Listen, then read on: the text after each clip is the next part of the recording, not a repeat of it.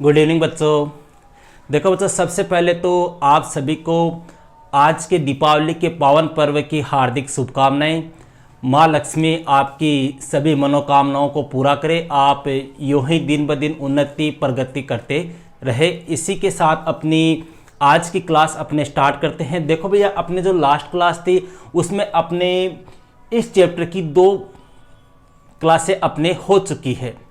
मतलब अपने 8वां जो चैप्टर है किसान, जमींदार और राज्य, जिसमें अपने मुख्य रूप से कौन सी सदी की बात कर रहे हैं, 16वीं और 17वीं सदी की, यह चैप्टर अपने स्टार्ट किया था। इसकी अपने 2 क्लास हो चुकी है।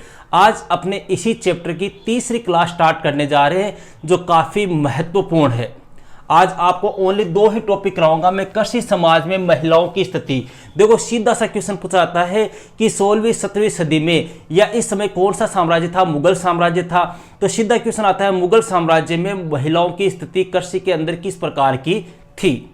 सेकंड क्वेश्चन पूछा जाता है जंगल और कबीले, कि वहां के जंगल कैसे थे, जंगलों में निवास करने वाले लोग क्या करते थे, उनमें सामाजिक परिवर्तन किस प्रकार से आया, सांस्कृतिक परिवर्तन किस प्रकार से आया, वो कौन से कार्य करते थे, इस प्रकार के। तो दोनों ही टॉपिक जो है वो काफी महत्वपूर्ण है, इसलिए आप अंत तक वीडियो के साथ में बने रहे।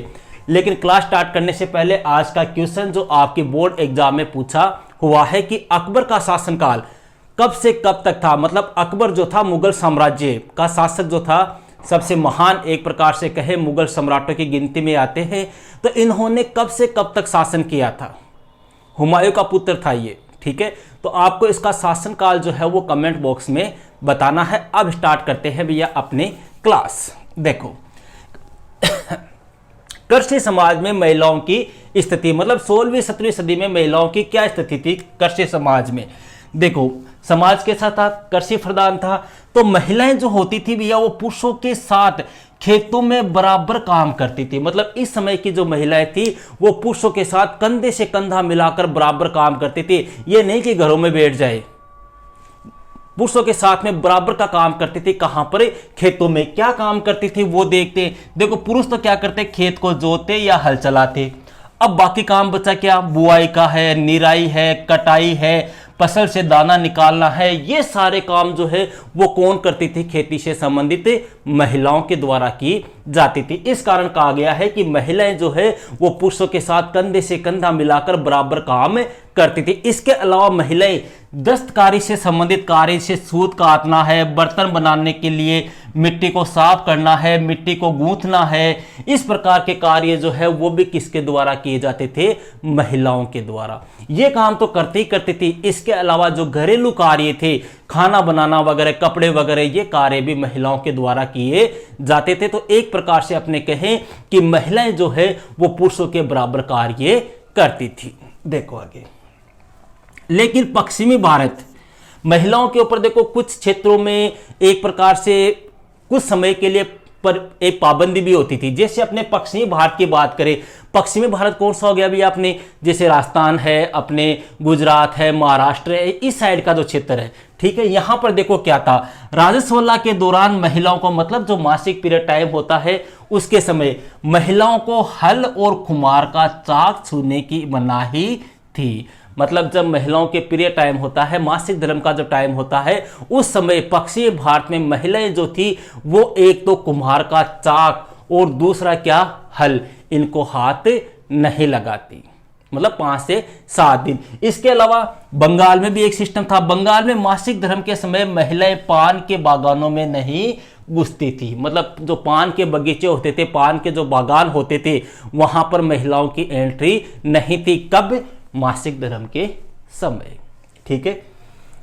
आगे देखो, शादीशुदा महिलाओं की इस समय काफी क्या थी, कमी थी। मतलब शादीशुदा महिलाएं इस समय कम थी। क्यों थी, कारण क्या है इसका, कारण ये रहा, पहला तो कुपोषण, ठीक है। अच्छा खाना न मिलना, अच्छा भोजन, अच्छा रहन सहन, अच्छी चिकित्सा, शिक्षा वगैरह ये प्राप्त न होना, बार बार मां बनना। देखो, प्राचीन समय में एक प्रकार से अपने कहे तो, या आपने भी देखा होगा कि प्राचीन जो महिलाएं होती थी, जैसे अपनी दादी परदादी, उनकी अपने चर्चा करें तो उनके सबके 5-5, 7-7, 8-8 पुत्र होते थे। हालांकि वर्तमान में ये सिस्टम पहले के मुकाबले काफी कम हो गया है, लेकिन प्राचीन समय में इस प्रकार की प्रथाएं थी। जैसे किसी महिला के 5 पुत्र, किसी के 6, किसी के 8, किसी के 8 बेटे 2 बेटियां, तो ये बार बार मां बनने वाला सिस्टम एक। और दूसरा, प्रसव के कारण क्या हो जाती थी, कई बार महिलाओं की मौत हो जाती थी। मतलब अच्छी खासी मेडिकल चिकित्सा उस टाइम पे थी नहीं, अच्छी एक प्रकार से स्वास्थ्य सुविधाएं थी नहीं, तो उसकी वजह से क्या हो जाती है, प्रसव के समय महिलाओं की मृत्यु हो जाती। इस कारण शादीशुदा महिलाओं की संख्या क्या थी, कम थी। आगे देखो, ग्रामीण समुदायों में शादी के लिए दुल्हन की क्या दी जाती थी, कीमत दी जाती थी। मतलब कुछ ऐसे गांव थे, कुछ ऐसे गांव में कुछ ऐसे संप्रदाय भी थे जो महिलाओं को पैसे देकर शादी करते थे, महिला की कीमत देते थे। अपने जैसे वर्तमान समय की बात करें, वर्तमान में अपने क्या है, दहेज वाला सिस्टम चल रहा है। एक तो लड़की दे रहा है अगला, और साथ ही साथ में क्या दे रहा है, दहेज दे रहा है। उस समय दहेज नहीं लिया था, क्यों, क्योंकि शादी करने के लिए लड़कियां नहीं मिलती, कोई लड़की शादी के लिए हाँ नहीं कहती थी। तो शादी के लिए पहली बात तो क्या, उसकी कीमत दी जाती थी लड़की की, और दहेज भी नहीं लिया जाता था। घर का जो मुखिया होता था वो कौन होता था, पुरुष होता था। मतलब जो समाज था कैसा था, पुरुष प्रधान था, पुरुष की चलती थी। इसके कारण महिलाओं की स्थिति जो थी वो कैसी थी, कमजोर थी। बेवफाई करने पर महिलाओं को कठोर दंड दिया जाता था। मतलब अपने पति के साथ में धोखा करने पर, पति के साथ में बेवफाई करने पर महिलाओं को जो है उस समय कठोर से कठोर दंड दिया जाता था। भद्रजन परिवारों में, भद्रजन मतलब जो पैसे वाले रईस परिवार है, बड़े परिवार है, जमींदारी फर्ता वाले परिवार है, जमींदारों के परिवार है, उनकी बात है। महिलाओं को पुश्तैनी संपत्ति में भी हिस्सा मिलता था। पुश्तैनी मतलब पिता की प्रॉपर्टी। जैसे वर्तमान समय में अपने देखे तो लगभग यही होता है। हालांकि देखो अभी भी मिलता है, अभी भी ये सिस्टम है कि पिता की संपत्ति में पुत्री का या महिला का बराबर का हिस्सा होता है। लेकिन अपने वर्तमान समय में इस प्रकार का माहौल हो गया है कि महिलाएं अपना हिस्सा नहीं लेती, अपने भाइयों को ही सौंप देती है। लेकिन उस समय अपने महिलाओं का क्या था, पुश्तैनी संपत्ति में जो पिता की प्रॉपर्टी होती थी उसमें महिला का जो है वो बराबर का हिस्सा होता था। आपने ये दोनों क्वेश्चन काफी मोस्ट है भैया, ध्यान रखना, दोनों को मोस्ट लगाया हुआ मैंने। हिंदू और मुस्लिम महिलाओं को जमींदारी उत्तराधिकार में मिलती थी। जैसे कहां पर, इसका उदाहरण देखें तो कहां, बंगाल में। मतलब अपने हिंदू संप्रदाय और मुस्लिम संप्रदाय में महिलाएं जो थी अपने पिता के बाद में उसकी क्या बन सकती थी, उत्तराधिकारी बन सकती थी जमींदारी के मामले में। और इसका उदाहरण हमें कहां देखने को मिला है, बंगाल में देखने को मिला है। यह भी अच्छा क्वेश्चन है भैया। 18वीं सदी की सबसे बड़ी और मशहूर जमींदारी जो थी वो कहां की थी, राजशाही की थी। और उसका नेतृत्व कौन कर रही थी, एक महिला कर रही थी। तो यहां पर सीधा सा क्वेश्चन आता है कि 16वीं 17वीं सदी में या मुगल साम्राज्य के दौरान कृषि समाज में महिलाओं की स्थिति किस प्रकार की थी, उल्लेख कीजिए। 4 नंबर का आपके क्वेश्चन आ गया, तो आपको ये डिटेल से साथ में करना है। अब दूसरा टॉपिक है भैया अपने जंगल और कबीले। मतलब एक तो हो गया खेतीहर समाज, एक जमीन तो ऐसी हो गई जहां पर क्या की जाती थी, खेती की जाती थी। अब जिस स्थान पर खेती नहीं की जाती, जो जंगल वगैरह होते वो कैसे थे, उन जंगलों में जो लोग रहते वो कैसे थे, उनके कबीले कैसे थे, उनके सरदार कौन होते थे, उनमें सामाजिक परिवर्तन कैसे आया, उनमें सांस्कृतिक परिवर्तन कैसे आया, इनके बारे में चर्चा करेंगे अपने यहां। देखो सबसे पहली बात, इस काल में जमीन के विशाल भाग जंगल और झाड़ियों से घिरे हुए थे। मतलब जहां पर खेती हो गई ना वो तो ठीक है, बाकी के भूभाग जो है वहां पर क्या थे, जंगल और झाड़ियां थी। और लगभग कितने प्रतिशत भूभाग के ऊपर, 40% भूभाग के ऊपर। ठीक है, जंगल में रहने वाले लोगों को क्या कहा जाता था, जंगली कहा जाता। जंगली का मतलब ये नहीं कि वो बर्बर असभ्य टाइप के थे, नहीं। जंगली का मतलब वो जंगलों में निवास करते थे, सभ्यता थी उनमें, लेकिन वो जंगलों में इसलिए निवास करते थे क्योंकि उनकी आजीविका, उनका भोजन, उनका खर्चा गुजारा भत्ता जो चलता था वो जंगलों से चलता था। ठीक है, इसलिए उनको जंगली कहा गया है। आज का वर्ड का मतलब ना, जैसे अभी अपने वर्तमान में कोई व्यक्ति बर्बरपूर्ण व्यवहार करे, कोई असभ्य व्यवहार करे तो अपने उसको क्या बोलते हैं, जंगली। लेकिन ये जंगली वो जंगली नहीं है, ध्यान रखना। इस जंगली का मतलब है जो जंगलों में निवास करते। तो जंगल में रहने वालों को जंगली कहा था क्योंकि इनकी आजीविका जंगली उत्पादों, जंगल से जो प्राप्त होते थे, जैसे मान लो शिकार कर लिया, गोंद मिल गया, शहद है, स्थानांतरित कृषि है, इन्हीं के ऊपर इनकी आजीविका टिकी हुई थी। मतलब ये जंगलों से अपने शिकार करते थे। ठीक है, जंगलों में ही ये कृषि का कार्य करते हैं, और कृषि भी कैसी, स्थानांतरित कृषि, जिसको अपने झूम कृषि बोलते हैं। ठीक है, इस प्रकार की ये कृषि करते थे। इसके अलावा जंगलों से शहद प्राप्त कर लेते, मोम प्राप्त कर लेते, लाख प्राप्त कर लेते, जंगलों से पेड़ पौधों की लकड़ियां प्राप्त कर लेते थे। इस प्रकार के कार्य करके ये अपनी आजीविका चलाते थे। जंगली मौसम के अनुसार ये कार्य करते थे, मतलब जंगल में जो लोग रहते थे ना, ये जंगली किस प्रकार कार्य करते थे, मौसम के अनुसार कार्य करते। मतलब सर्दियों में अलग काम, गर्मियों में अलग काम, बसंत के मौसम में अलग काम। देखो बसंत के मौसम में क्या करते थे, जैसे बसंत का जो मौसम होता उसमें भील जो है वो जंगल के उत्पाद एकत्रित करते थे, जंगल से सामग्री इकट्ठा करते थे। जबकि गर्मियों के अंदर ये क्या करते थे, मछली पकड़ते थे। और मानसून के समय ये क्या करते थे, खेती करते थे, क्योंकि मानसून के समय अच्छी वर्षा हो जाती थी। वर्षा होने पर ये क्या कर लेते थे, खेती कर लेते थे। लेकिन खेती कैसी होगी, स्थानांतरित। स्थानांतरित का मतलब जो एक ही स्थान पर नहीं की जाती, झूम कृषि इसको बोलते हैं। 2-4 महीने यहां पर खेती कर ली, फिर इस क्षेत्र को छोड़कर दूसरे स्थान पर चले गए वो। ठीक है, देखो तीनों मोस्ट है भैया, ध्यान रखना, छोटे क्वेश्चन पूछ सकते हैं। जंगल में रहने वाले लोगों का एक क्या होता था, कबीला होता था। मतलब कई लोग मिलकर अपना एक कबीला बनाते थे। ठीक है, जैसे अपने फिल्मों में देखा होगा आपने। और उस कबीले, जो कबीला होता था वह कैसा होता था, स्थानांतरित होता था। स्थानांतरित क्यों होता, क्योंकि वह एक स्थान पर स्थायी रूप से निवास नहीं करते। वो साल भर यहां रह गए, फिर यहां से दूसरे स्थान पर, दूसरे से तीसरे स्थान पर। क्यों, क्योंकि फिर वहां की मिट्टी जो है वो खेती के लायक नहीं बचती, वहां पर उनको जंगली उत्पाद प्राप्त नहीं होते। इसकी वजह से वो स्थान स्थान पर क्या करते थे, स्थानांतरित होते रहते थे। और ये जंगली कबीले की क्या थी, प्रमुख विशेषता थी। ये क्वेश्चन आता है कि जंगलियों की प्रमुख विशेषता क्या थी, उनका कैसा होना, स्थानांतरित होना। इसके अलावा यह, अब देखो इन जंगलों में क्या हुआ, धीरे धीरे घुसपैठ होने लग गई। घुसपैठ कैसे हुई, घुसपैठ राज्य के द्वारा की जाने लगी। क्यों, क्योंकि राज्य को सेना के लिए किसकी आवश्यकता होती थी, हाथियों की आवश्यकता होती थी। और हाथी कहां पाए जाते हैं, जंगलों में पाए जाते हैं। तो हाथियों की आवश्यकता होती, इस कारण राज्य द्वारा जंगलों में क्या की गई, घुसपैठ की गई। यह भी आपको क्वेश्चन पूछ ले कि राज्य के द्वारा जंगलों में घुसपैठ क्यों की जाती थी, किस पशु के लिए की जाती थी, तो हाथियों के लिए। ठीक है, जंगली लोगों द्वारा वाणिज्यिक खेती भी की जाती थी, वाणिज्यिक कार्य भी किए जाते थे। जैसे वाणिज्यिक कार्यों में शहद है, शहद को क्या करते थे, बेचने का काम करते थे। जैसे मोम इकट्ठा कर लिया, मधु है, हाथी को भी वो बेचने का काम करते थे। तो इनका वो क्या करते थे, विनिमय करते थे, इनको बेचने का काम करते थे, या इनके बदले कोई दूसरी वस्तु खरीद लेते थे, वस्तु का आदान प्रदान करते थे। समय के अनुसार इन जंगली लोगों में क्या आया, सामाजिक बदलाव आया। सामाजिक बदलाव कैसे आया, जो कबीला था उस कबीले का एक क्या हो गया, सरदार हो गया। और वही सरदार जो है वो आगे जाके क्या बन गए, जमींदार बन गए। और इन जमींदारों ने फिर क्या किया, अपनी सेनाओं का गठन भी कर लिया। और कई क्षेत्र ऐसे थे जहां पर यही जमींदार जो है वो आगे चलकर क्या बन गए, राजा बन गए। ये था भैया अपना कौन सा पॉइंट, जंगल और कबीले। क्लियर है। अब यहां पर देखो मैंने नोट लगा के 3 बातें आपको लिखाई है, तीनों ही पूछने लायक क्वेश्चन है। पहला है आपको बादशाहनामा में शाहजहां को नीलगाय का शिकार करते हुए दर्शाया गया है।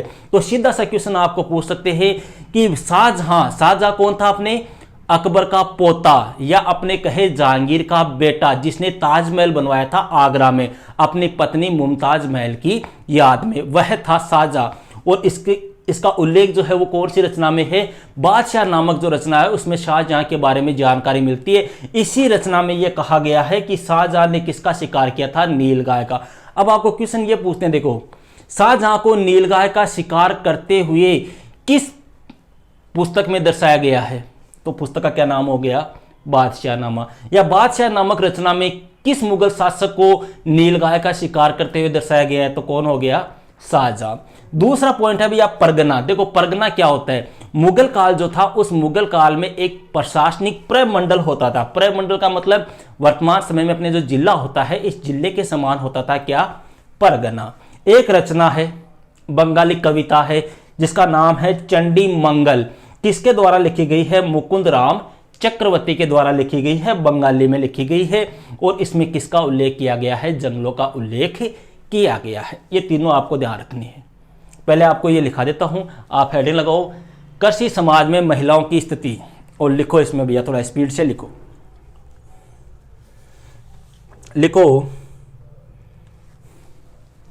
महिलाएं पुरुषों के साथ खेतों में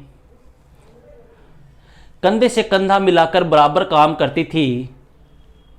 जहां पुरुष खेत जोतते हल चलाते, वहीं महिलाएं बुआई, निराई, कटाई तथा फसल से दाने निकालने का काम करती थी। इसके अलावा सूत कातने, बर्तन बनाने के लिए मिट्टी साफ करने तथा मिट्टी को गूंदने जैसे कार्य भी महिलाओं द्वारा किए जाते। थोड़ा सा मैं स्पीड से बोलूंगा, आप आगे पीछे वीडियो को एडजस्ट करके लिख लेना है ना। आगे लिखो।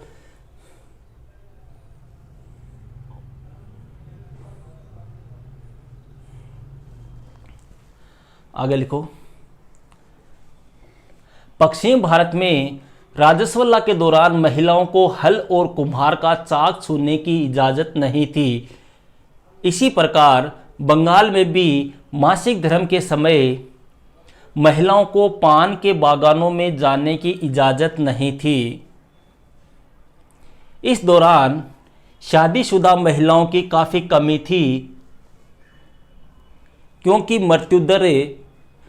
महिला मृत्यु दर अधिक थी, जिसका कारण कुपोषण, बार बार मां बनना व प्रसव के समय मौत हो जाना था। आगे लिखो, पैराग्राफ चेंज करके लिखो। ग्रामीण समुदाय में शादी के लिए दुल्हन की कीमत दी जाती थी तथा दहेज नहीं लिया जाता था। इस समय घर का मुखिया पुरुष होता था। इस कारण महिलाओं की स्थिति एक प्रकार से पुरुषों के मुकाबले कमजोर थी तथा जो महिला अपने पुरुष के साथ बेवफाई करती, उस महिला को कठोर से कठोर दंड दिया जाता था। पैराग्राफ चेंज करके लिखो। भूमिहर भद्र जन परिवारों में महिलाओं को पैतृक संपत्ति का अधिकार था। पंजाब में महिलाएं पैतृक संपत्ति के विक्रेता के रूप में ग्रामीण भूमि के बाजार में सक्रिय भागीदारी रखती थी। वे उसे बेचने अथवा गिरवी रखने के लिए स्वतंत्र थी। बंगाल में भी महिला जमींदार पाई जाती थी। 18वीं शताब्दी की सबसे बड़ी और प्रसिद्ध जमींदारियों में राजशाही की जमींदारी थी, जिसका कर्ता धर्ता एक महिला थी। अब हेडिंग लगाओ जंगल और कबीले, और इसमें लिखो भैया, लिखो, इस काल में जमीन के विशाल भागे जंगल या झाड़ियों से घिरे थे। उस समय जंगलों के प्रसार का औसत लगभग 40% था। जंगल में रहने वाले लोगों को जंगली शब्द से संबोधित किया जाता, परंतु यहाँ जंगली होने का अर्थ सभ्यता का न होना बिल्कुल नहीं है। उन दिनों इस शब्द का प्रयोग ऐसे लोगों के लिए होता जिनका जीवन निर्वाह जंगल के उत्पादों, शिकार और स्थानांतरित खेती से होता था। ये काम ऋतु के अनुसार होते, जैसे बसंत के मौसम में भील जंगल के उत्पाद इकट्ठा करने जाते तथा गर्मियों में मछलियां पकड़ते और मानसून के महीनों में खेती करते। वह सर्दियों के मौसम में शिकार का कार्य करते थे।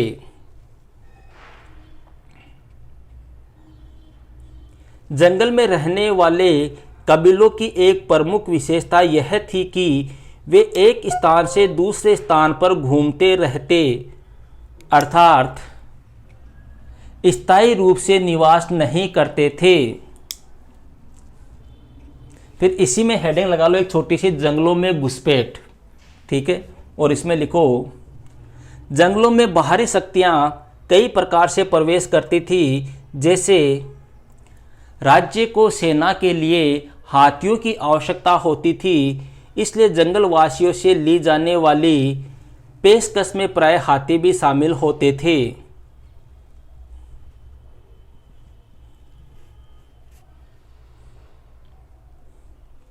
फिर इसी में एक हेडिंग और लगा लो, जंगल वासियों पर वाणिज्यिक खेती का प्रभाव, और इसमें लिखो वाणिज्यिक खेती का प्रभाव जंगल वासियों के जीवन पर भी पड़ता था। शहद, मधु, मोम और लाख जैसे जंगलों के उत्पादों की बहुत मांग थी। हाथी भी पकड़े और बेचे जाते थे। व्यापार के अंतर्गत वस्तुओं का विनिमय भी होता था।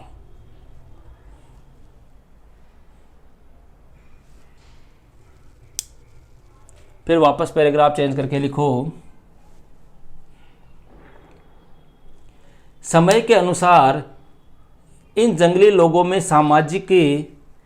समाज का प्रभाव पड़ा और कुछ सामाजिक बदलाव आए, जैसे कबीलों के सरदार जमींदार बन गए और इन जमींदारों ने अपनी सेनाओं का गठन किया तथा कुछ जमींदार राजा भी बन गए।